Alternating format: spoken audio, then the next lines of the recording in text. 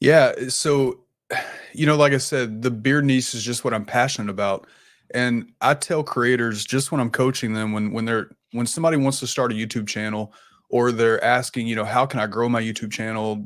Some may be frustrated because they just don't feel like they're growing fast enough, and I give people the same advice every single time. If you create what you're passionate about, you're not gonna worry about those numbers, you're not gonna worry about how fast you're growing because you're having a great time and producing and creating what you're putting out there, so you have to love what you're doing first. So that's first and most importantly, it's just the niche that I love is talking beards. And it's funny, sometimes people don't understand. They're like, "Wow, I didn't realize there's so much about beards out there." It's not only just about the products either. It's the brotherhood.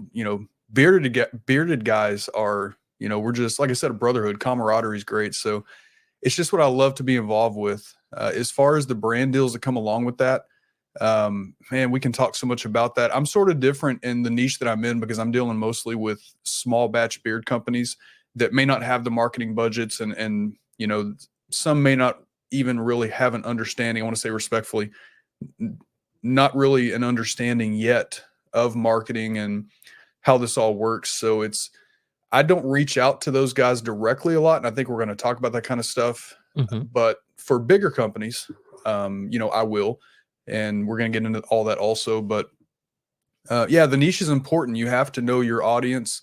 You have to have an audience that respects what you're talking about, Mhm. and all of that starts with being in a niche that you're passionate about talking about, so you don't get burned out and you don't worry about those numbers when because Walter, as a content creator, there's high times and there's low times. Mhm. There's times when you feel great and there's times when you feel burned out and you're like, man, why am I not growing? And I get that too. Like I do Mhm. still. Why is my channel not blowing up? But again, if you do what you love, you're going to get through that stuff easily.